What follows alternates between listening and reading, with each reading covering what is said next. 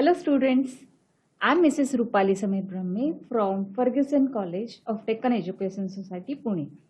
Students, today in Information Technology subject, we are going to learn the chapter Advanced Web Designing, and we are also going to learn the Advanced JavaScript chapter concepts as well. So let us begin with the presentation directly and demos for the lecture. So students, in last lecture we have learned how to do the client side image mapping. In that I said that how to take the coordinates.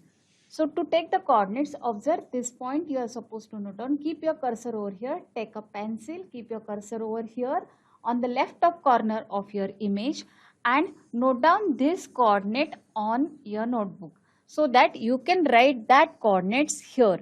So observe this 81 and 52 is over here. So here I have got the left top corner of rectangle. Bottom right corner in client side image mapping can be get by this point. You have to keep the pencil here at this point and note down this 330 and 200 point. Over here I have got. So for the triangle you are going to note down these 3 points, and these 3 points I have written over here for the poly shape. Now how to take the coordinates for the circle in client side image mapping. So in client side image mapping, if I want to take the coordinates, this one I should note down for rectangle, and for the circle, observe how to take the coordinates. Here you need to draw a line like this on the circle, and once you will draw the line like this, immediately by pressing a shift key you are supposed to draw the line on the circle, and here you will find that 1 multiplied by some number. So you have to divide this number by 2 so that you will get the radius for this circle. So radius you are going to write down at the end. So 109 is radius over here, and this is a center point. You have to keep your cursor at the center point over here, and by taking a pencil you can keep your cursor over here at the center point and note down this is the point. So first you are supposed to write down the coordinates of the center point by looking at this and followed by the radius. So this is the way to take the coordinates. Last time we have seen how to write down this program by using client side image mapping. So let us go for the next topic over here is the definition list, which is there in the first chapter. For along with the ordered list and unordered list, you have the definition list which has DL, DT, DD and DT tag over here. If you want to write out data definition over here, this is the HTML file is the data definition, and these are the contents for that. So these are the tags used for it. If you write the code like this, you will get the output like this. So this tag is also important for the point of examination. So students, just observe the display property which we have learned in last lecture, but we have not seen the demo. So let us see the demo over here. Here I have applied the display property for H2 tag over here. For display inline block I have applied over here, and I have applied this is a display block over here. Once I say display block over here, you will observe here display block will take the complete width of your web page. And if I specify this as inline block, so obviously for style 4 it is inline block. So inline block will take only this background color as a cyan. So depending on the say your display property, it is going to change the output. And if I say display none, so in the display none, here if you can see the display none, so there won't be any kind of a effect for the text for the display none. So let us see the inline frame over here. Inline frame means it is also called as a floating frame. Students, floating frame is used to insert a web page or a website on the web page itself. So you can insert web page inside the web page by using the iframe tag. So iframe tag is a paired tag. You can put advertisements by using the iframe tag. So without the scroll bars, you can have the web page on your web page. So let us see which are the attributes of iframe. So these are the attributes. Go through a textbook and learn all these attributes for the point of examination, because for 2 correct answer or 3 correct answer, this question may be asked in your examination. Width and size, width and height will specify the size of your iframe. Name attribute will identify your iframe tag. SRC will specify what web page you are going to display on your web page. So students, you can try out iframe by looking at the code. Now let us go for the website hosting. Now website hosting, once you create a website, it should be published on the internet. So if you want to publish the internet, obviously you will need the web server. And if you want to have the web server's memory, so you will need to have three types. So which are the three types of web hosting? We will see just now. Web hosting is nothing but a service of providing a storage space for a website. So if you want a storage space, either it will be a paid or it will be a free service. So website is made available on the internet with the help of web hosting. So for the examination, you need to remember that web server is required for web hosting. So what is web host? The companies which provides the web hosting services are called as web host. So web host word can come for the fill in the blank. So you need to remember that. So students, here is a document structure of HTML5. You have to go through the 11th standard textbook to revise all these things. Navigation tag is used for inserting the hyperlinks, header tag to insert the title for your section or title for your web page. Section tag, you can insert your website information, topic information inside that. Article tags you can use to insert the independent information. If I remove some of the article, there should not be any effect for your web page. Aside tag is used for keeping some information at a particular side of your web page. So here is that can be a extra information. Footer information comes at the bottom of the web page. So these all HTML5 tags semantic tags you should remember for the practical examination as well as for online examination. Students, let us see the aside tag I have used over here. And in this, let me show you the next slide, because here I have used the aside tag for the paragraph. In this aside tag, I have used a paragraph having CSS. Now over here, observe on the previous slide, here the prior code. In this, I have mentioned the aside tag having some CSS properties which we have learned prior. I have given a background color to it, I have given a bold effect to it, and observe the output over here because of the aside tag, and I have mentioned where it should appear by using the CSS properties. So it is appearing at the right hand side. So this is the output of the aside tag. So you can make use of it to get the output something like this. So let us see the types of web hosting which I said.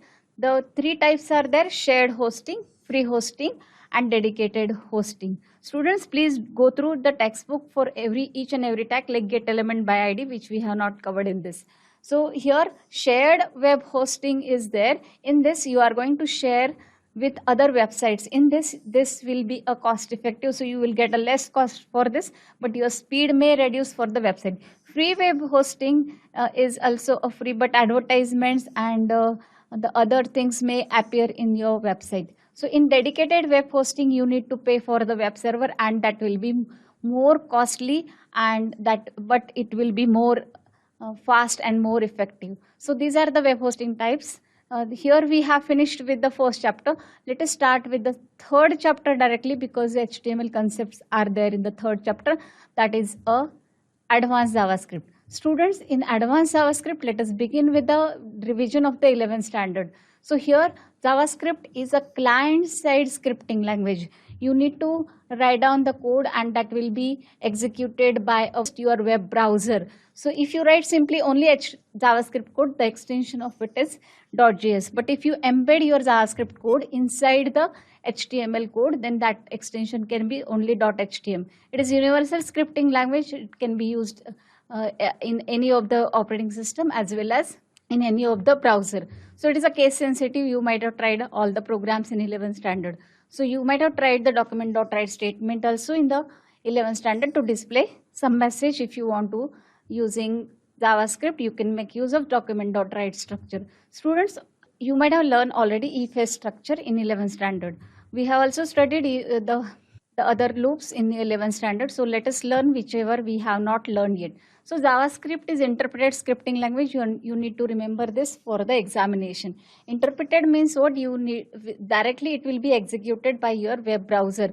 There won't be any compiling machine language instructions in the previous program. So students, over here, the programs written in the JavaScript are also called as script. So this also you are supposed to remember for the examination. It is mainly used for client-side validation. True and false the statement may come. So which are the features of JavaScript you need to remember for true and false, or maybe for multiple choice questions. Here it is a lightweight programming language. You don't need any special software, only browser is sufficient. It is a case sensitive. Then here it can handle date and time, means you can insert a current date using the date functions. And here is the document.write built-in method. So we can write, there are two types of functions or methods in JavaScript. So what is a function or method? It is a group of statements to be executed once you will call them. So here is a function which is the print function. This is user defined function, and inbuilt function is a write here method. We also called it as a function, means nothing but a method. Now students, the JavaScript is platform independent. You need to remember this one also for true and false statement. Platform independent means what? You can make use of the JavaScript for either a Linux, Unix, or maybe is Windows operating system. So any of the operating system it is, the JavaScript can be used. So that's why it's called as a platform independent language. So here JavaScript can be, as I said, can be executed by the browser. JavaScript is universal. Already we have seen that. So here there are two types of scripting languages. One is server-side scripting, another is a client-side scripting. So in server-side scripting, you will have some different languages, and in client-side, you may have different languages. So what is the difference between server-side and client-side? Server-side is used for a backend, means on the server, the code will be executed, whereas source code is not visible in server-side. And whereas in client side, the code will be visible for the end user and it will be executed by browser. So this is the main difference. The code will be visible to the end user in case of client side scripting, whereas code is hidden in case of server side. So this also you need to remember for the examination. Now here client side scripting is used at a front end. So user can see the code, and here server-side scripting is not visible. Obviously, it becomes a secure than the client-side scripting language. Now you need to have the special software for a server-side script, and just now we have seen that client-side scripting is executed by browser itself. Now, which server you require? You need a web server for executing the server-side programs. Now, client-side scripting language can be written in using JavaScript or the VBScript. Students, if I want to write down a scripting language, I can directly write down in the notepad, or there are some special softwares also available for writing the scripts. So server-side scripting is useful for customizing the web page depending on the user's needs, and that can be a dynamic. Server-side scripting requires server for execution, whereas client-side scripting is executed by any of the web browser. So if I want to write on server-side scripting, note down the languages which I may require for writing down the server-side scripting. So students, these languages may come for the 3 correct answers for your examination, or maybe for 2 correct answers. Like which are the languages used for server-side scripting, writing server-side scripting programs. So you just remember PHP, ASP.NET, Ruby, Cold Fusion, Python, and C#, these languages for the server-side scripting. If I want to insert the server-side scripting program, obviously I need to write down this kind of a structure in my HTML tag over here inside the header tag. Students, if I wish, I can write this inside the body tag as well, like this. So here, let us go for the next program is a for loop. So for loop, let us see the syntax of the for loop. In the for loop, this part is called as a initialization of the for loop. Why to require the for loop?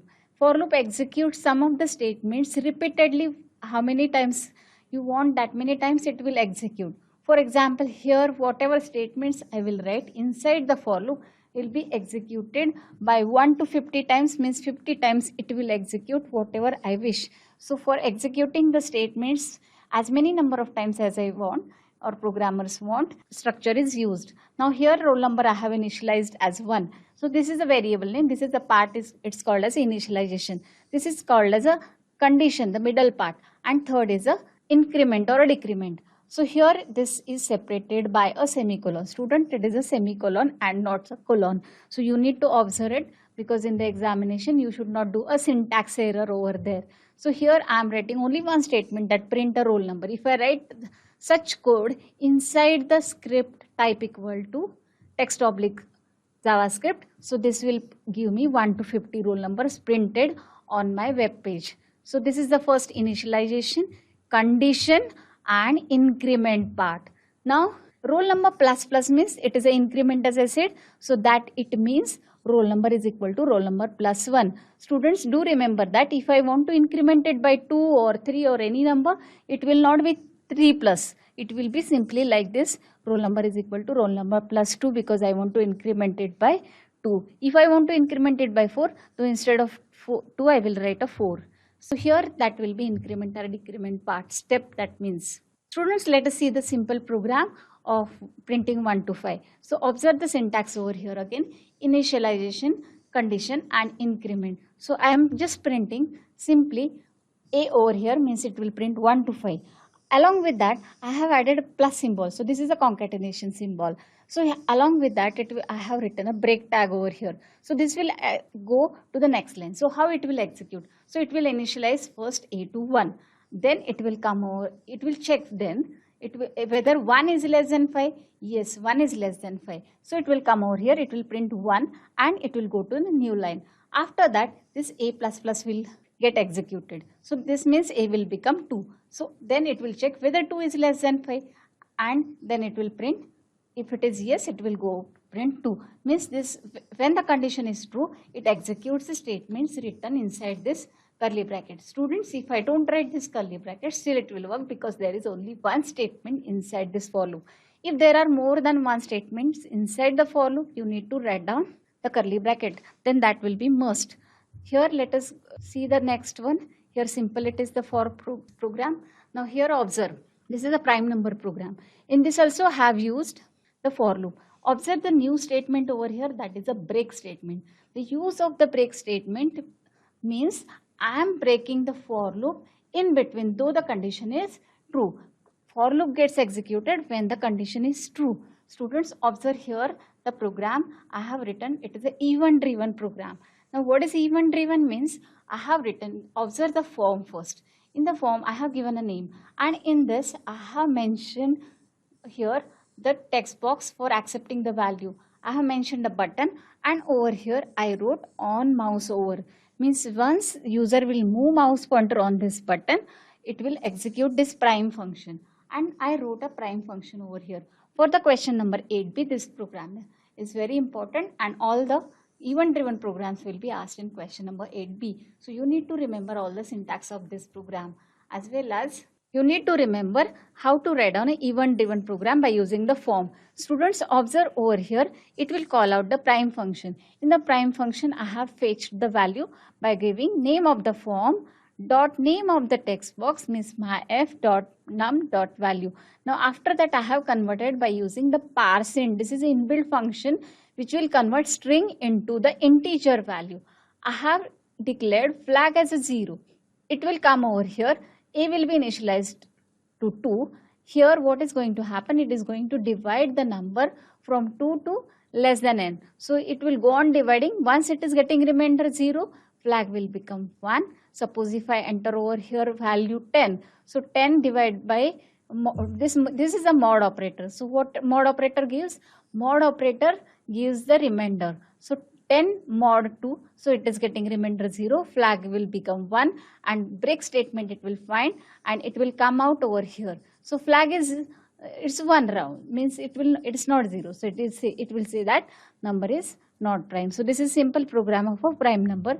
So if I enter the 5 value over here, it will say number is a prime number because it's not divisible by 2, 3, 4. Students, over here observe the program of the factorial.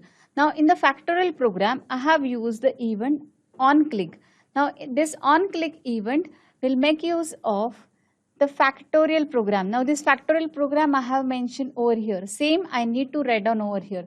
I have initialized the factorial as 1. Why to initialize the factorial to 1? Because by multiplying it by 1, it will not change the value of the number. So it will be same. So now over here the value of a I am incrementing from 1 to 5. So for the factorial, if I want to calculate the factorial of 5, I need to multiply 1 multiply by 2 multiply by 3 multiply by 4 multiply by 5. So over here factorial value it will take 1 first. Now over here it will multiply 1 multiply by the first value of a is 1. Now over here it will do 1 multiply by 1. So obviously answer is 1.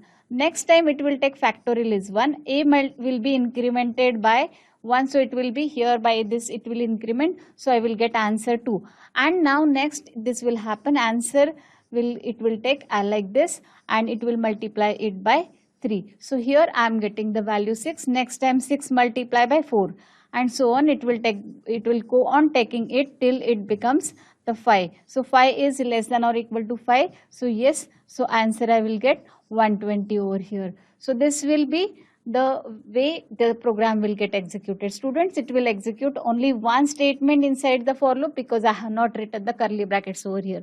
So to calculate the factorial, I need to write on the program like this. I have written the on-click event. Students, do remember that on-click event. Because you need to write on such kind of event-driven programs in question number 8B in your online examination. So let us go for the next slide. Here, what I want to make use of is a switch statement. Now, what is a switch statement? Whenever you want to have the multiple decision statements, instead of writing if else again and again, I can make use of the switch case statement. This is a syntax of the switch case statement in front of you. Now observe over here, this value is there. This is the expression. I wrote this inside the script tag. So if I want to make use, what is the expression is nothing but a condition. When the condition is true, the switch case will get executed. It will check this with this value of the case. Students, observe the syntax here. There is a colon and there is a break statement after every case.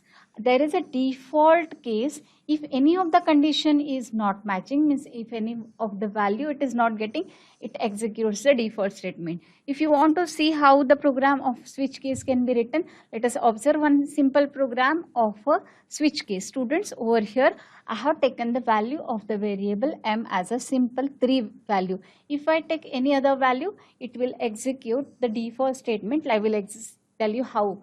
Here m I have taken as a variable as 3. I have passed this m variable to this. So switch it will be 3. So this 3 will be compared with 1. So 3 is not equal to 1 obviously. So this is not going to execute. So if it will check whether this value is 2. Value of m is not 2. So again it will not show this message. Now if I take the value of 3. So 3 is equal to 3. Yes, it will do. So obviously it is going to print International Women's Day. So here is instead of m is equal to 3, if I write m is equal to some other number which is not in this any of the case, means instead of 1, 2, 3, if I have any kind of a number over here, let us say if I enter number over here 30, so obviously it is going to enter the default, not a correct month. If I execute this program for the month 5 also, it will say not a correct month because this is not in our program. So you can add such kind of a 12 months and you can wish any kind of a day by simple program. So this is a switch case program. This is going to check this value with this. So this variable is compared with this. You can have the condition also over here in the switch case. Let us compare the for loop with the while loop. We have while loop also in our syllabus. Just now we have learned the for loop. So in the for loop, this is initialization. In the while, this is initialization. So in the while loop, initialization is given prior the while loop. Same, if the condition is true, then only the for loop gets executed. Similarly, in the while loop also, if the condition is true, then it executes. Now here, this is a condition is written over here in the for loop. This is a condition in the while loop. This is the increment part which is written inside the bracket of the while loop, for loop, and in the while loop, you need to write down the increment part inside the loop, only inside the curly brackets. Students, do remember to write down the increment or decrement part over here, because this increment and decrement part, if you don't write, the program will go in the infinite loop.